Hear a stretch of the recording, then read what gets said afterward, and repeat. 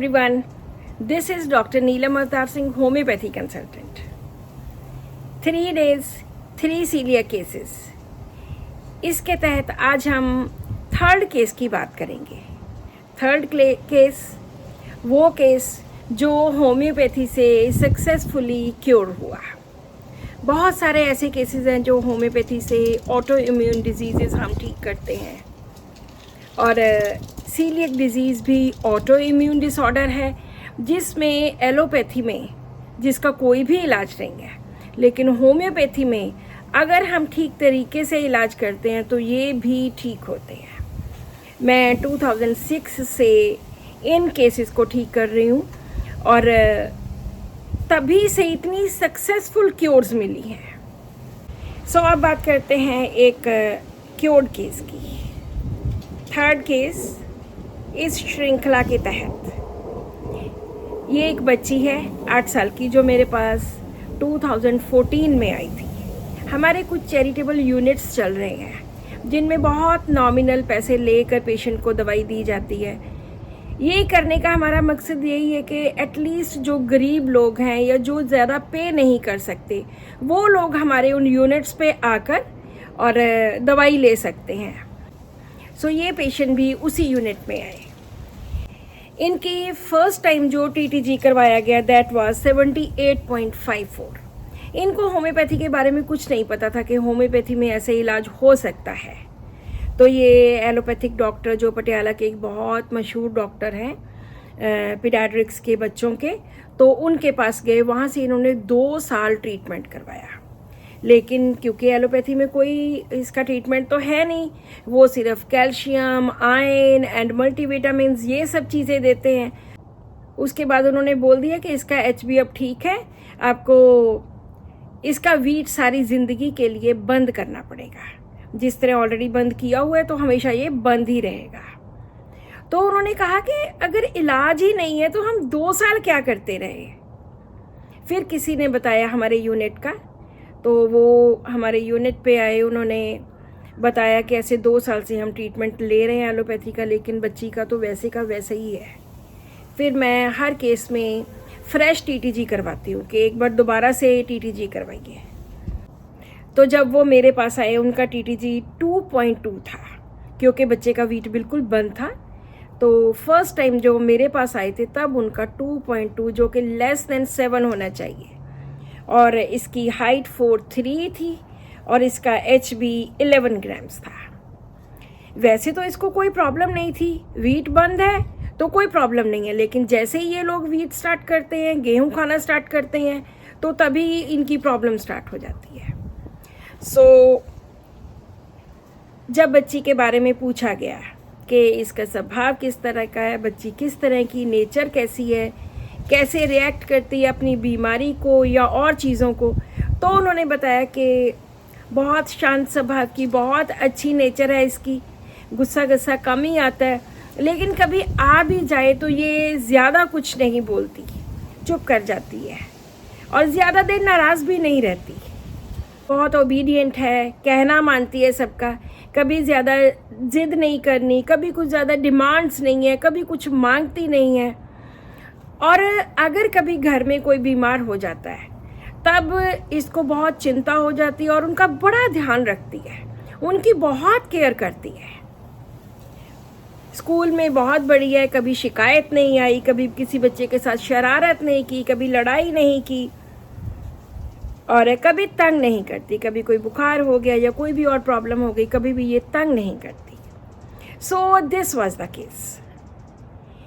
जो भी डॉक्टर्स इसको एनालाइज करना चाहते हैं यहाँ पर वीडियो स्टॉप करके एनालाइज कर सकते हैं. अब हम बात करेंगे इस केस के एनालिसिस की. जो भी हमारे डॉक्टर्स माइंड सिस्टम पर प्रैक्टिस करते हैं वो 1 सेकंड में समझ जाते हैं कि ये कौन सी दवाई होगी, क्योंकि हमें ज़्यादा रूब्रिक्स लेने की इस केस में ज़रूरत नहीं पड़ी. जो यील्डिंग बच्चे होते हैं, जो कहना मानते हैं, जो ज़्यादा ज़िद नहीं करते, जो हर बात मान लेते हैं, ज़्यादा रोते नहीं हैं, ज़्यादा तंग नहीं करते, वहाँ पे हम रूब्रिक लेते हैं रिकॉग्नाइज रियलिटी एंड एक्सेप्ट्स. कि जिस तरह के भी हालात हैं उन्हीं हालातों में उन्होंने एडजस्ट कर जाना है। ज़्यादा तंग नहीं करना, ज़्यादा गुस्सा नहीं आना, ज़्यादा रोना नहीं, और जैसे भी किसी ने बोला वैसे बात मान लेनी है। So recognise reality and accepts. Basically ये कोई ऐसा जो रूब्रिक नहीं है, ये डॉक्टर एम.एल. सहगल जिन्होंने इस माइंड सिस्टम को एक तरह से ईजाद किया, माइंड सिस्टम जिनकी वजह से आज आप सभी में, सभी डॉक्टर्स में जो है वो उन्हीं की वजह से है। तो उन्होंने एक rubric recognise everything but can not move, उसको कन्वर्ट किया, उसके जो थीम है, उसका जो इंटरनल उसकी इसेंस है, उसको उन्होंने अंडरस्टैंड करके इस छोटे से रूब्रिक में कन्वर्ट कर दिया। रिकॉग्नाइज रियलिटी, रियलिटी को समझना, पहचानना, एंड एक्सेप्ट, और मान लेना।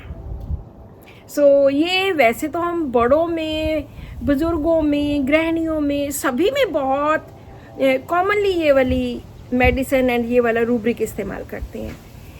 और इसके पास बहुत माइल्ड मेडिसिन जैसे पल्साटिला आ जाती है, लेकिन पल्साटिला ऐसा बहुत ग्रीडी होता है, बहुत ज़्यादा रोने वाला पेशेंट, निगलेक्ट की फीलिंग, अकेलेपन की फीलिंग, इग्नोर्ड, नज़रअंदाज, इन फीलिंग्स के साथ भरा होता है।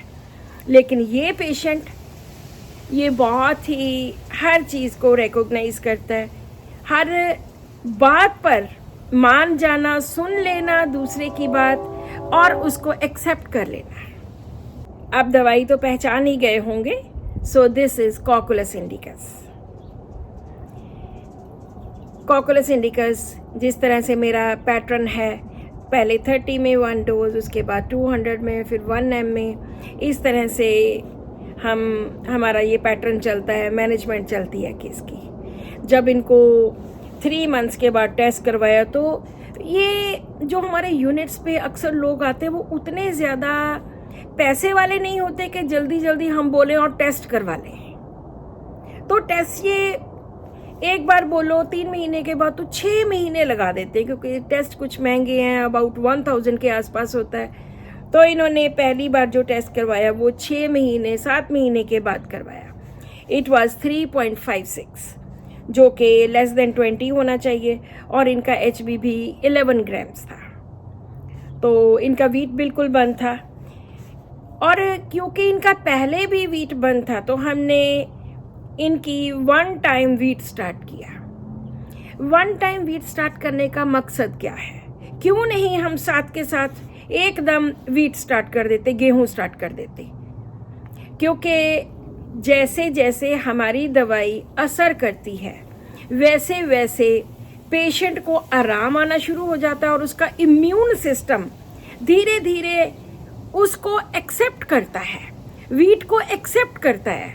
अगर पेशेंट को सडनली वीट स्टार्ट कर दें तो वो ऑटो इम्यून सिस्टम फिर से एक्टिवेट हो जाएगा, फिर से एंटीबॉडीज पैदा कर देगा, और फिर से उसकी स्मॉल इंटेस्टाइन, उसके अंदर जो विलाए हैं उनको खाना शुरू कर देगा। सो धीरे धीरे स्टार्ट करके बॉडी के इम्यून सिस्टम को धीरे धीरे पता लगता है कि साथ में क्योर हो रही है, साथ में वीट खा रहा है, इसलिए हम धीरे धीरे स्टार्ट करते हैं। बहुत सारे डॉक्टर्स का मैंने सुना है कि अभी आप खाना शुरू कर दो, तो एकदम हम खाना नहीं शुरू कर सकते। हमने इम्यून सिस्टम को अपने कंट्रोल में करके अपने हिसाब से, और साथ के साथ मेडिसिन भी चलनी चाहिए, इस तरह से हम स्टार्ट करेंगे। सो 1 टाइम स्टार्ट किया, उसके बाद फिर उनको बोला कि 3 महीने के बाद टेस्ट करवाना, लेकिन 3 महीने की बजाय उन्होंने फिर से 6 महीने के बाद टेस्ट करवाया, और वो टेस्ट भी नॉर्मल था, दैट वाज 3.5, और उस बच्चे की हाइट 4 फीट 5 इंचेस बढ़ गई थी। इसके बीच में उसको खांसी हुई, बुखार हुआ, लेकिन बहुत बार ऐसे होता है कि हम अगर इंटरमिटेंट कोई प्रॉब्लम आ गई, बीच में कोई प्रॉब्लम आ गई, तो हम मेडिसिन चेंज नहीं करते। उसी मेडिसिन को कॉकुलस में 30 पोटेंसी में, लो पोटेंसी में कुछ डोजेस देकर उसका फीवर एंड उसकी खांसी ये सब ठीक हो गया। इसके बाद इन्होंने फिर से जब उसकी रिपोर्ट बिल्कुल नॉर्मल आई तो 2 टाइम्स वीट स्टार्ट किया गया। 2 टाइम्स 6 मंथ्स लेने के बाद, 5-6 महीने लेने के बाद फिर इनकी रिपोर्ट आई 10.18, जो कि 20 से कम होनी चाहिए, तो ये भी बिल्कुल नॉर्मल थी। उसके बाद उन्होंने 1 साल तक कोई टेस्ट नहीं करवाया, लेकिन वो कंटिन्यू मेडिसिन लेते रहे।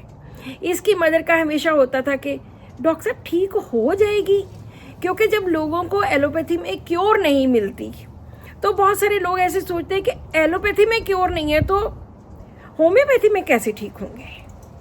लेकिन बहुत सारी ऐसी बीमारियां हैं जिनका होम्योपैथी में सक्सेसफुली ट्रीटमेंट होता है।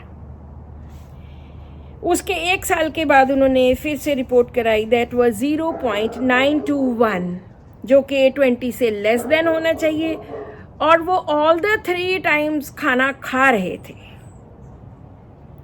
अगर पेशेंट ठीक होता है, तीनों टाइम खाना खाता है और उसका रिपोर्ट आती है 0.921, तो this is something very good.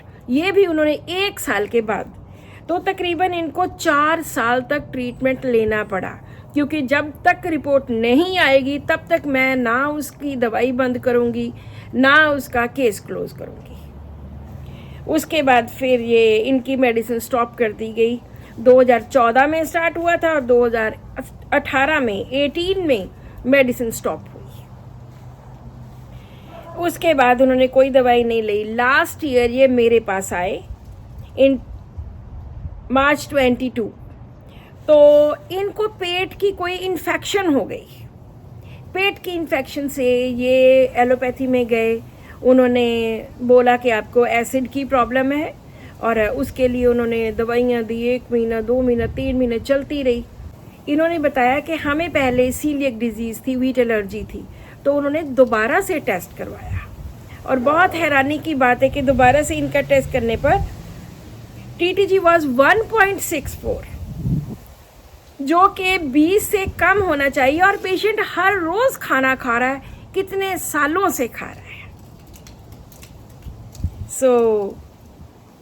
इस तरह से फिर वो एसिडिटी के लिए भी मेरे पास आए। वो उसके लिए मुझे याद नहीं है कि क्या मेडिसिन दी या कैसे आगे कंटिन्यू हुआ, क्योंकि मेरा मकसद सिर्फ व्हीट एलर्जी ठीक करना था और पेशेंट को ठीक करना था। उसके लिए दोबारा से कोई भी मेडिसिन नहीं दी गई। This is a beautiful case of wheat allergy with Cocculus indicus. तो अगर हम कॉकुलस की बात करते हैं, कॉकुलस इंडिकस की बात करते हैं, तो ये पेशेंट किस तरह के होते हैं? सिर्फ छोटे से एक पैरे में हम इनको डिस्क्राइब कर सकते हैं। ये वो लोग होते हैं जो हर सिचुएशन में कॉम्प्रोमाइज़ करते हैं, ना किसी को तंग करते हैं ना तंग होना चाहते हैं, कंटेंटेडली, हैप्पीली ये सब कुछ एक्सेप्ट कर लेते हैं। दूसरों के लिए बहुत ज़्यादा चिंता करने वाले, इतनी चिंता करने वाले कि रात रात भर जाग कर दूसरों की केयर करते करते ये लोग खुद बीमार हो जाते हैं। इतने चिंता से भरे होते हैं, और इनको एक बेस्ट नर्स माना गया है कि घर में कोई बीमार हो गया तो ये लोग तो उनकी चिंता करते हैं बहुत ज़्यादा, और उनका बहुत ध्यान रखते हैं, उनकी बहुत ज़्यादा केयर करते हैं। इस तरह के ये कॉकुलस के लोग होते हैं जो कंटेंट होते हैं, हैप्पी होते हैं, खुश रहते हैं, ज़बरदस्ती नहीं, सुप्रेशन नहीं। अगर आपके पास कोई भी ऐसा पेशेंट आता है तो आप उसको कॉकुलस बड़े आराम से दे सकते हैं। आज ये हमारा 3rd डे था। 3 डेज 3 सीलिएक डिजीज़ केसेस, जो व्हीट एलर्जी के केसेस मेरे ठीक हुए हैं। वैसे मैं पहले भी YouTube पर बहुत सारे केसेस, 10-15 केसेस डाल चुकी हूँ।